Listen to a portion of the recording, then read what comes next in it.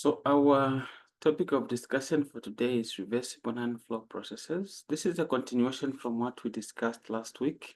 What I had emphasized was that we're reviewing the gas laws as they are handled in the foundation. So today we basically focus on the application, which is now a notch higher because we're now getting ready for applying this on cycles and other areas. So let's pick up the one that tops the list, or where we're starting from.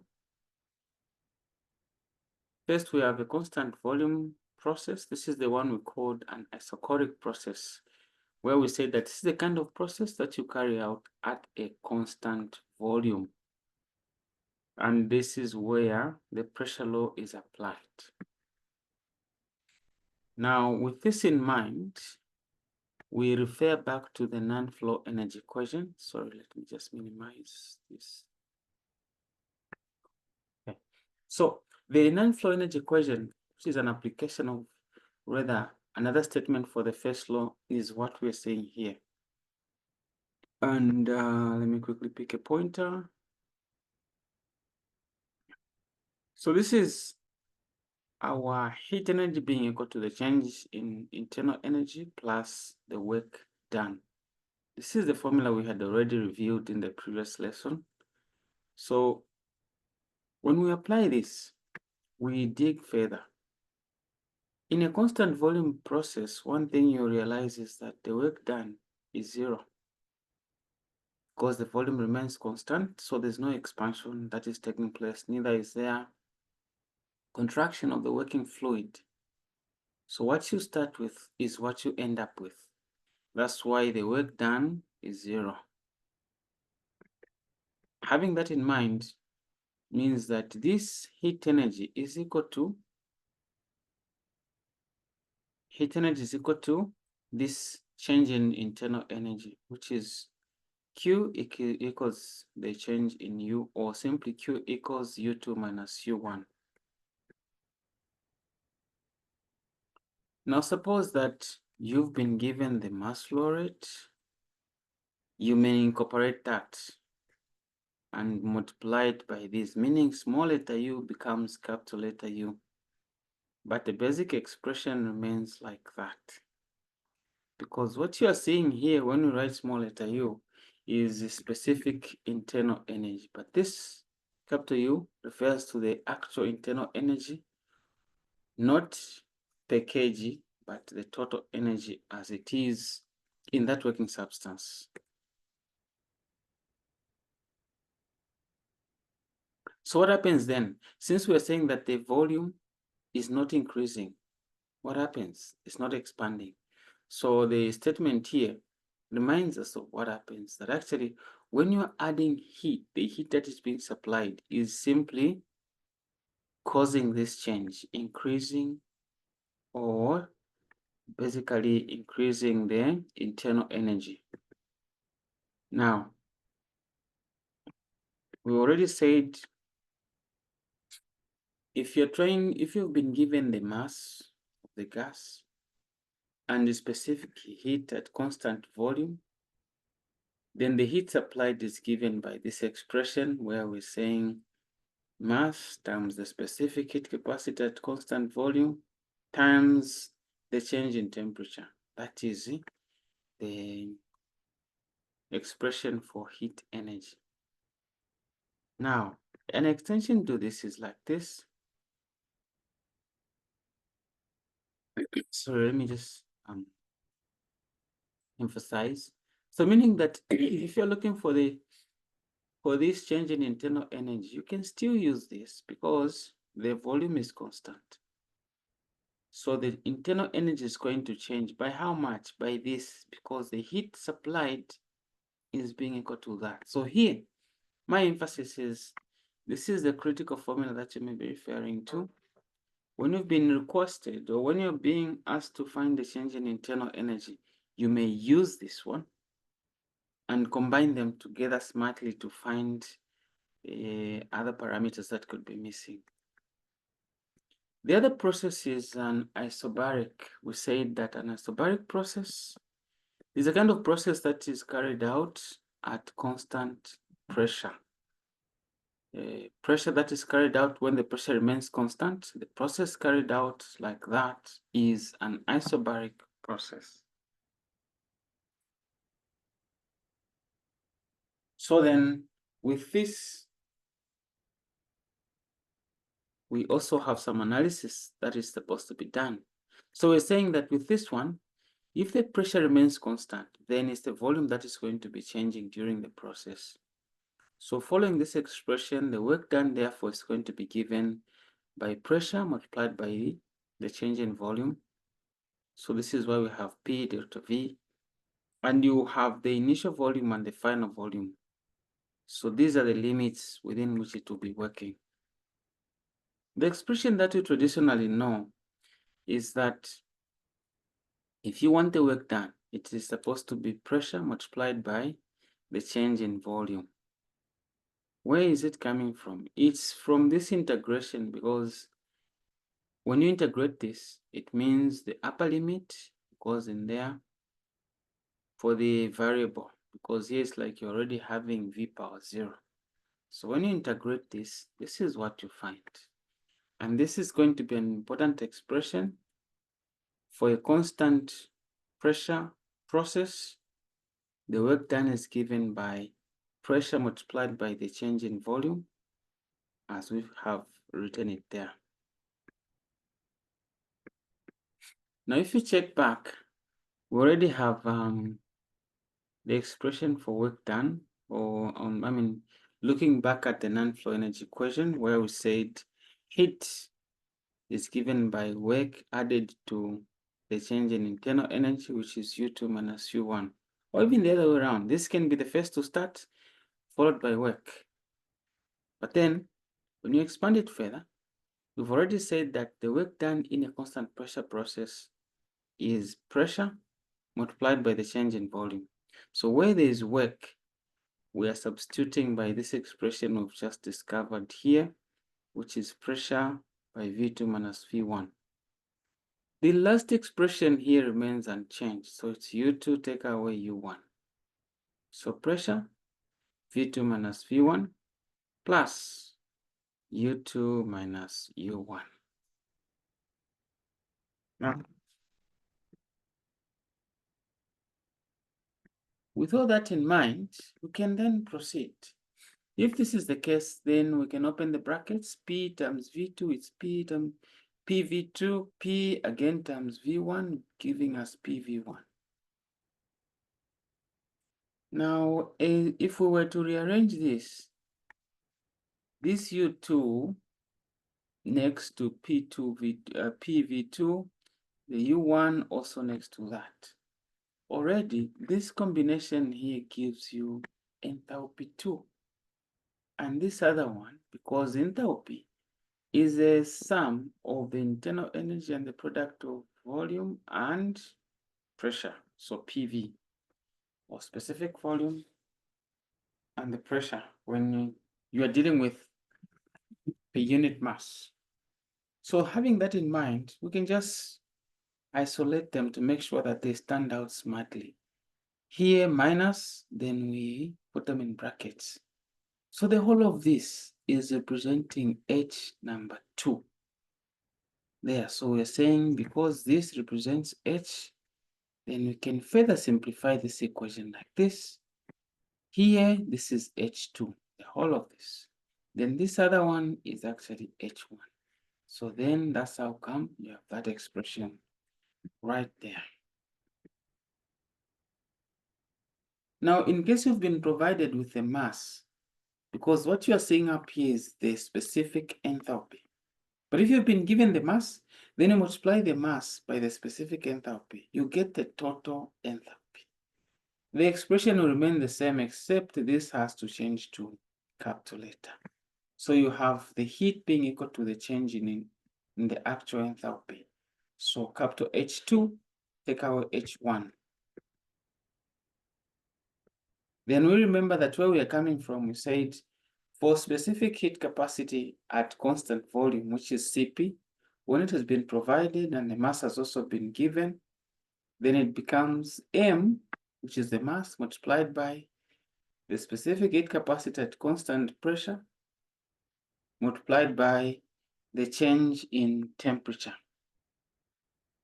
So those are the two important expressions we'll have, either this or that. And depending on how the data has been provided, we may choose which one to use when we're looking for heat under the condition that we're dealing with the pressure being constant.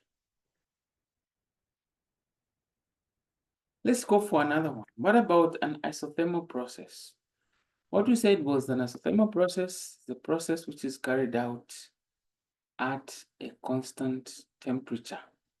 So the temperature remains constant, meaning you're dealing with that expression PV equals constant, P1 V1 equals P2 V2. Or negative P, then you have change in volume. Now this is where we said PV equals constant. This is just trying to express it in that format. And if that be the case, you can still go back to the factorizing, where we decide to factorize this if we want to now find the work done. So if we make P the subject of the formula in that expression, then it will be C, because we're saying PV equals C. Then P equals C over that specific volume, or the volume per given mass. Then getting back to this, where there's P, we put C, this constant over V. So then what we're going to have is C over V, then delta V. Now this one, if you go back to your rules of integration, when you have 1 over x, the solution is ln x. And then you can always say plus C. Then here, with that integration, the C comes out, then ln V1 over V2. Because all we've done is integrate, and we've done the substitution in place of those.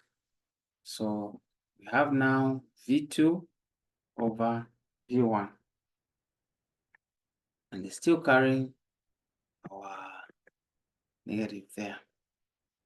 Or we may decide to do it the other way around, where we switch that the negative disappears, then we have C in V1 over V2. But we still have a question. What is this C representing? C stands for here. It's pressure times volume. So you can put them back. The answer can either be, or rather the formula can either be P1 V1 in V1 over V2, or we use 2, P2 V2. Because by using this, we are simply saying either P1 V1 is equal to P2 V2 is equal to, we continue like that. So that's why in the formula, we can either use 1 or 2.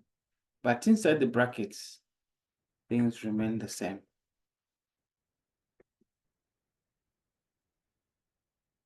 Then looking at this arrangement where we're saying P1 V1 is equal to P2 V2, we can rearrange such that the pressures are on one side, the volumes are on the other side. In such a case, V1 over V2 becomes P2 over P1. Divide through by V1, rather divide through by V2, and also divide through by this P1.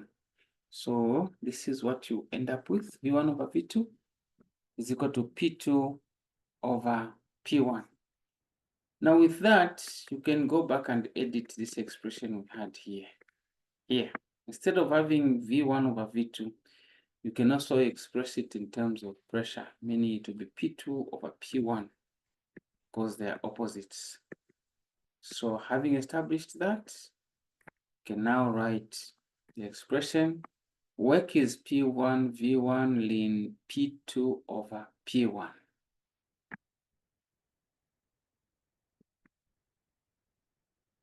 Then we also remember that PV is MRT, meaning this first expression we have here. And we can substitute. Either you can write your formula for work done in that format, or MRT ln P2 over P1. They're basically referring to the same thing. Again, what will dictate will be the amount the provided information, the data that you've been given before you start the working. If you're dealing with mass being equal to 1 kg, then the M will disappear. Your work done becomes RT in P2 over P1. Let's look at an example. Basically, it's just one example that we'll look at to cement this so that we don't crowd your work with the next one. In the next one, when we get a complete one, then we'll summarize and apply them together. So this question is saying that there's air at a mass of 2 kg is at 0.7 bar and temperature 15 degrees Celsius. Okay, let me just perhaps attempt to, okay, it's okay. It is then heated at a constant volume until its temperature becomes 135 degrees Celsius. Calculate the heat transferred to the gas and the final pressure of the gas, given that information, R, CV. Now, our data is like this. Mass. The mass that we have here is 2 kg. Initial pressure is 7 bar, which is the same as 0.7 bar, same as 0.7 by 10 power 5, like 70,000 pascals. Then we continue. Initial temperature is 15. We emphasize that the temperature is supposed to be in the absolute scale, so you convert to the actual Kelvin. So it's 15 plus 273, giving us 288 Kelvin. Then temperature number 2 is 135 degrees Celsius. So with this, you will say 135 added to 273. So what is 135 plus 273? The answer is giving us 408 Kelvin. R, which is the characteristic gas, constant, is 0.29. Converting to the normal unit, it's supposed to be 290 because you multiply by 1,000. So it becomes 290 joules per kg Kelvin. Specific volume at constant, specific heat capacity at constant volume, 720 joules per kg Kelvin. That's according to what we've been provided. Again, it was 0.72, but you convert it to the normal unit to get rid of the kilo. Sometimes you may not need to do this. You can leave all of the units in kilos, then even your final answers in kilos. My emphasis is make sure that your units are in line, they are not conflicting. They are consistent throughout. Then we're okay. Like we have this, you'll see how we will resolve it as we go. Now, let's get to the work. Heat generated. First of all, one expression which I'm introducing now is that when you've been given CP and CV, you're looking for R, you just subtract the two of them. Similarly, if you've not been given the adiabatic index, depending on if you're dealing with an adiabatic process, I believe that's what we're going to handle next. To find the adiabatic index, we just divide CP by CV. So here, R is the difference between CP and CV, just like that. So remember, the question here is saying constant volume. Calculate the heat transfer to the gas and the final pressure of the gas. So they've heated it at a constant volume. So there we are. CP minus CV equals R. So meaning that if I'm looking for CP, it's supposed to be R plus CV. So the CP becomes 290 plus 270. And our answer is 1010 joules per kg Kelvin. Now, here, the heat that has been transferred at constant pressure, or MCP, the specific heat at constant pressure, is mass, then we have CP, T2 minus T1.